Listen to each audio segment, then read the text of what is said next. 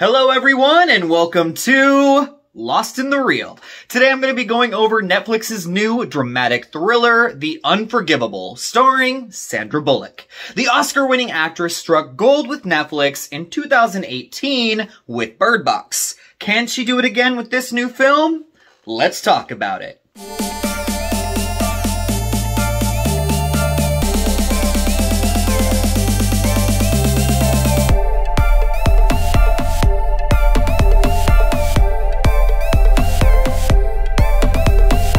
The Unforgivable is directed by Nora Fingscheidt and written by Peter Craig, Hilary Seitz, and Courtney Miles. It's based upon the British limited series Unforgiven, written by Sally Wainwright.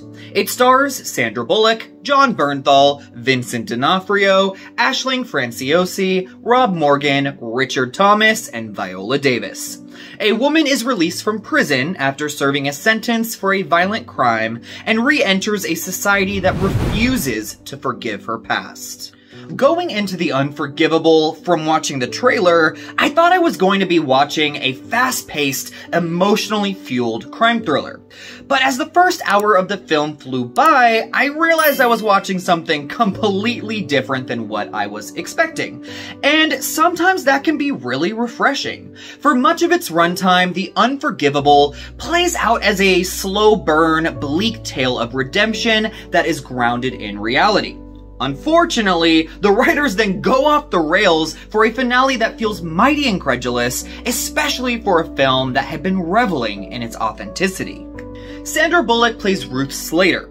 We meet up with her as she is finally getting out of prison after a 20-year stint. As Ruth tries to move on with her life, living in a halfway home and working a dead-end job, her real motivation becomes finding her little sister Katie, who she hasn't spoken to since that fateful day she was arrested. Unfortunately, there are people in town who want Ruth gone, or even dead. I love a good redemption story, so when I realized The Unforgivable was taking a much more realistic approach, I became instantly absorbed by the film. I like how we meet up with our lead character Ruth just as she is getting out of prison. We don't know what she's done yet, so the audience has no preconceived notions of this character, unlike the townspeople we're about to meet.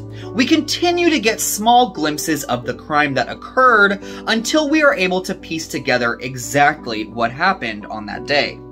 As we begin to realize the gravity of what Ruth has done, the audience is left with questions that they must answer for themselves.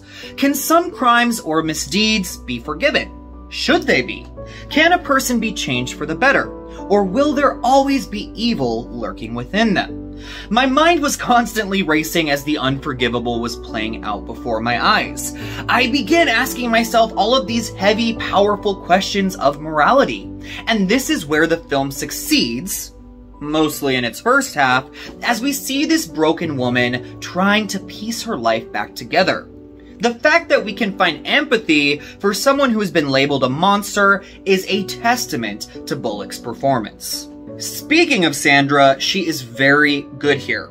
This is the definition of an unglamorous performance. Ruth's hair is disheveled, she's dirty, bruised up, and wears the same coat day in and day out. You can almost smell the rotting fish and body odor radiating off of her. This is also a difficult role to play because Ruth is so somber and subdued. She barely speaks, and when she does, it's almost in whispers until she has hit her boiling point. Luckily, Bullock has always had such screen presence, and as we slowly get to know Ruth, we do end up falling for her and her plight.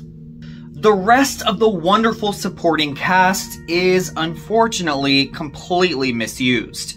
I kept thinking as the film ran its course that this would have been much better as a limited series to get more time with the rest of the vast cast of characters. The film keeps throwing new people at the audience who admittedly all have a part to play, but none of them are fleshed out in a satisfying way. D'Onofrio gets the most screen time as Ruth's pro bono lawyer, but he takes a backseat in the second half. The always charismatic John Bernthal gets a wonderful part as Ruth's co-worker, but he gets sidelined out of nowhere and never really gets any more time to validate his presence within the story. And lastly, Oscar winner Viola Davis gets a thankless, pointless role as D'Onofrio's wife.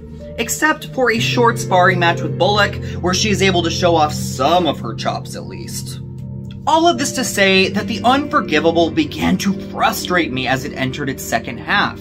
The writers seemed to know exactly what type of film they were concocting at the beginning. But then, it's as if they got stuck, didn't know how to compact this story and all of the characters they've introduced into a feature film length.